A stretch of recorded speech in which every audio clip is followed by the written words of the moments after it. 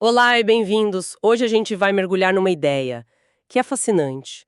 Como um erro minúsculo, sabe, na dança dos cromossomos, algo que acontece lá no nível mais fundamental da nossa biologia, pode criar dois caminhos de vida completamente diferentes. Nós vamos analisar duas condições genéticas que são, tipo, dois lados da mesma moeda. De um lado, o que acontece quando tem um cromossomo a mais, e do outro, o que acontece quando falta um. Exato. O nosso foco hoje são a síndrome de Klinefelter e a síndrome de Turner. Com base no material super detalhado que a gente analisou, nossa missão é entender não só o que, as causas e os sintomas, mas principalmente o e daí. Qual é o impacto real disso e como a medicina hoje consegue intervir, né? Perfeito. E o mais interessante aqui é que, apesar de serem condições genéticas, elas ensinam muito sobre o desenvolvimento humano no geral. Elas mostram como esse equilíbrio hormonal, que é super delicado, ditado pelos cromossomos X e Y, acaba esculpindo tudo. Tudo como Desde altura, características físicas, até aspectos do nosso desenvolvimento neurológico e social.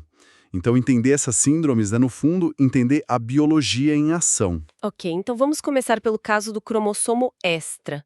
O que define exatamente a síndrome de Klinefelter? Vamos lá. A síndrome de Klinefelter é basicamente uma condição genética que afeta indivíduos com fenótipo masculino. O ponto central, assim, o núcleo da questão, é o hipogonadismo. Hipogonadismo, quer dizer baixa função dos testículos? Isso. E a baixa função dos testículos, provocado por ausência ou inadequada produção de testosterona, isso. Eles não funcionam como deveriam. Produzem menos testosterona, menos espermatozoides, e a causa está lá no cariótipo. Em vez do padrão masculino 46XY, eles têm pelo menos um cromossomo X a mais. Ah, entendi. E a combinação mais comum que a gente vê em tipo 80 a 90% dos casos é a 47XXY. E a frequência disso me chamou muito a atenção.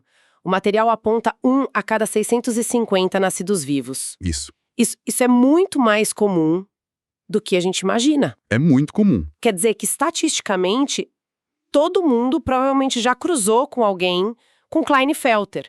E talvez nem a pessoa saiba, né? Sem dúvida. E a origem desse cromossomo extra é um erro aleatório. Acontece lá na formação dos gametas dos pais, sabe?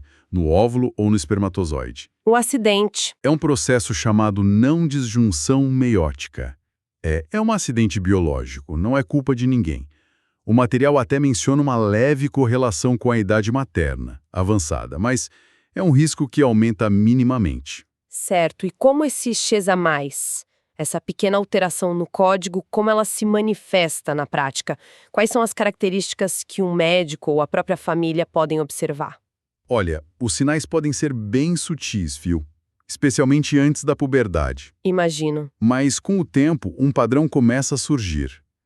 A infertilidade e os testículos pequenos são quase universais. Aí, na adolescência, aparece um sinal muito marcante: a ginecomastia. O desenvolvimento das mamas. Exatamente. O desenvolvimento de tecido mamário. Isso acontece porque a baixa testosterona cria um desequilíbrio com o estrogênio, que todo homem também produz, só que em pequena quantidade. Com menos testosterona para se contrapor, o estrogênio ganha, digamos assim, e estimula esse crescimento. E essa questão da ginecomastia vai muito além do físico, né?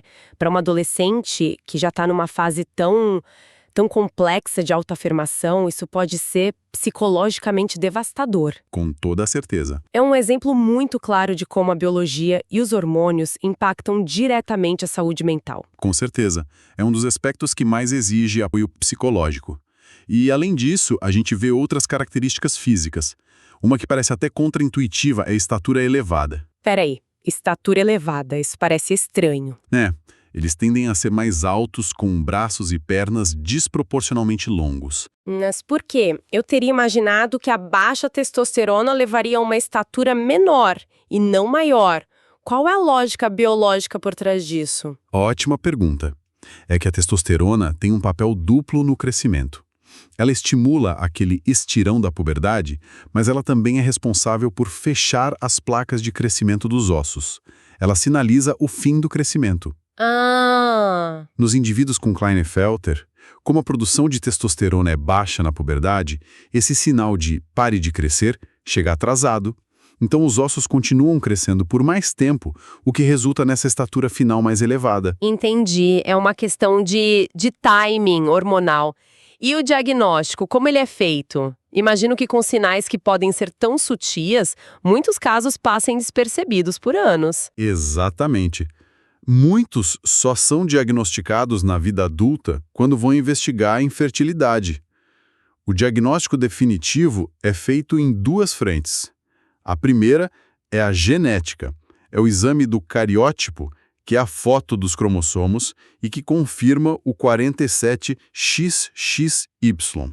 E a segunda frente? A segunda é a avaliação hormonal. E ela nos conta uma história bem interessante. Que história! Os exames de sangue mostram, como esperado, a testosterona baixa. Mas os hormônios que vêm do cérebro para estimular os testículos, o LH e o FSH, eles estão altíssimos. É o que a gente chama de hipogonadismo hipergonadotrófico. Hipergonadotrófico. Isso. A analogia que eu gosto de usar é a de um chefe, o cérebro, gritando ordens cada vez mais alto para um funcionário, os testículos, que simplesmente não consegue executar a tarefa. Nossa, essa analogia é perfeita. O cérebro está fazendo a parte dele, e com força total, mas a resposta lá na ponta é fraca. É uma falha de comunicação no sistema. Então, uma vez que se tem esse diagnóstico claro, como se trata essa falha? A base do tratamento é justamente contornar essa falha. É fornecer o que o corpo não consegue produzir. A terapia de reposição de testosterona. E os efeitos, olha, são transformadores. Em que sentido? Ela promove o desenvolvimento de características masculinas como pelos, aumenta a massa muscular, a força, melhora a densidade óssea. Mas os benefícios vão além do físico, sabe? Imagino que sim. Os pacientes relatam um aumento enorme na energia, na libido, na autoconfiança, na capacidade de concentração. É como se ligassem um interruptor que estava em meia luz. Então, o tratamento não é para curar a genética, mas sim para restaurar o equilíbrio funcional do corpo. Exatamente essa palavra, funcional. É dar qualidade de vida. E claro, parte do cuidado inclui o aconselhamento sobre fertilidade. Hoje existem técnicas que podem permitir que alguns homens com Klinefelter tenham filhos biológicos. Certo, essa é uma imagem bem completa do que acontece com o cromossomo a mais. Mas a genética é um jogo de equilíbrio, né? O que acontece quando o erro vai para o outro lado? E um cromossomo crucial está faltando. Isso nos leva direto à síndrome de Turner. Perfeito. A síndrome de Turner é a contraparte. É uma monossomia, ou seja, falta um cromossomo. Especificamente, é a ausência total ou parcial de um dos cromossomos X em indivíduos com fenótipo feminino. O cariótipo clássico é o 45X0. E a prevalência? É um pouco menor, cerca de 1 a cada 2.000 nascidas vivas. E aqui, a origem do erro é bem específica. Em mais de 60% dos casos, a falha acontece na formação do espermatozoide do pai. Do pai? Como assim? Espermatozoide acaba vazio, sem nenhum cromossomo sexual. E aí ele fertiliza um óvulo normal que carrega um X. Entendi.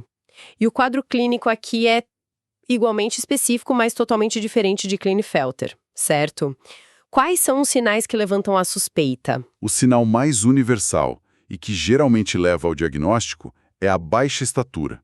É uma característica presente em quase 100% dos casos não tratados. Quase 100%. Sim. Outro ponto central é a falência ovariana prematura.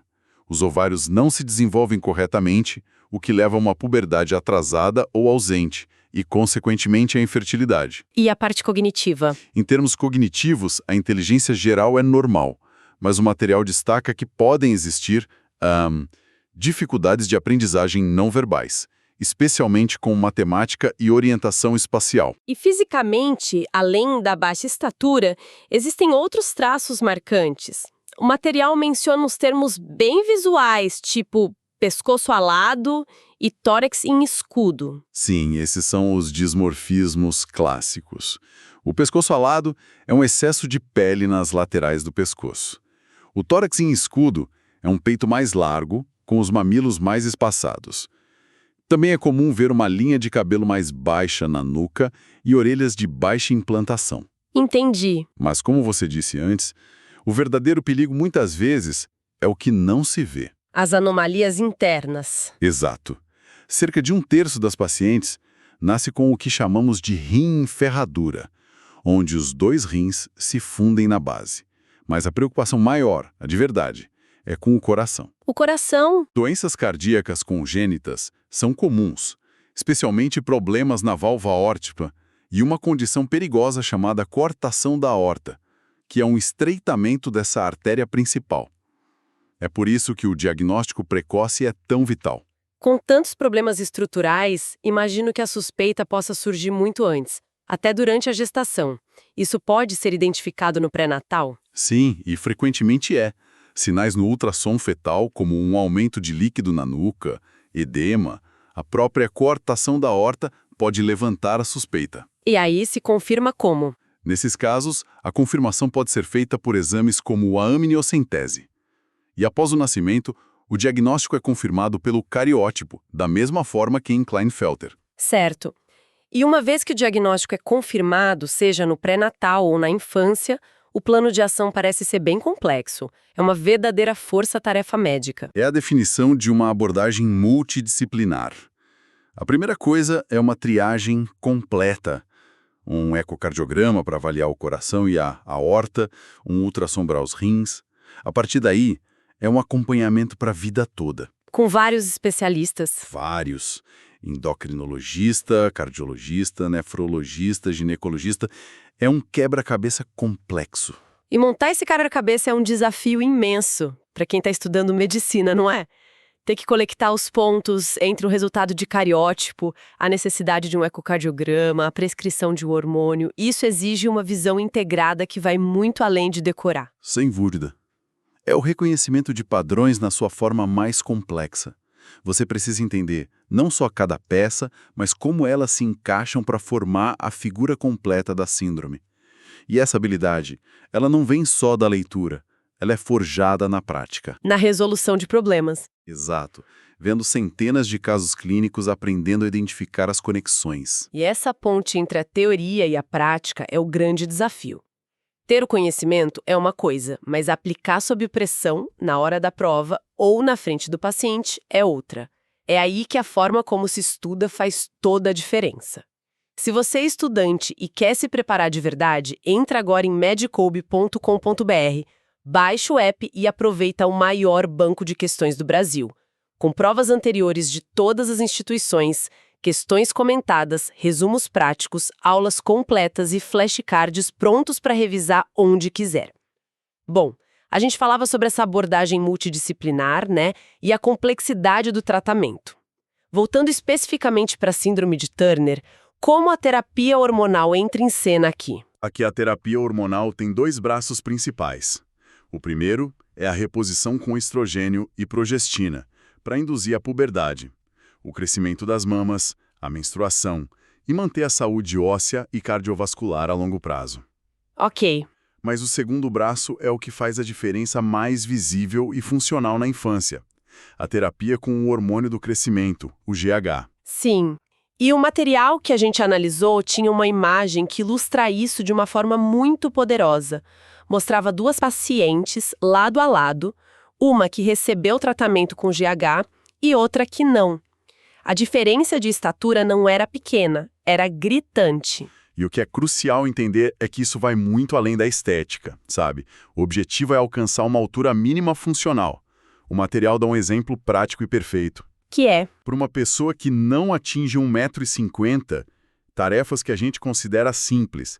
Alcançar um produto na prateleira, usar um caixa eletrônico ou até mesmo dirigir um carro de forma segura podem se tornar desafios enormes. Então, o tratamento com GH é, na verdade, um tratamento para autonomia, para a capacidade de viver uma vida plena e independente. Exatamente. É sobre dar a essa pessoa as ferramentas físicas para navegar no mundo com menos barreiras. E claro, assim como em Klinefelter, O encaminhamento para especialistas em fertilidade na vida adulta é parte fundamental do cuidado. Hoje, existem opções como a doação de óvulos que permitem a maternidade. Então, para a gente amarrar tudo, o que essa análise nos mostra? Temos duas faces de um erro cromossômico. Um X a mais em Klinefelter, com um conjunto de desafios, e um X a menos em Turner, com um quadro completamente distinto. Isso. E, em ambos os casos, o que a medicina oferece não são só paliativos, são intervenções como a reposição hormonal, que mudam fundamentalmente a qualidade e a trajetória de uma vida. Exato. A grande lição é a importância do diagnóstico precoce e de um cuidado integrado, contínuo. Não é um único médico ou um único tratamento.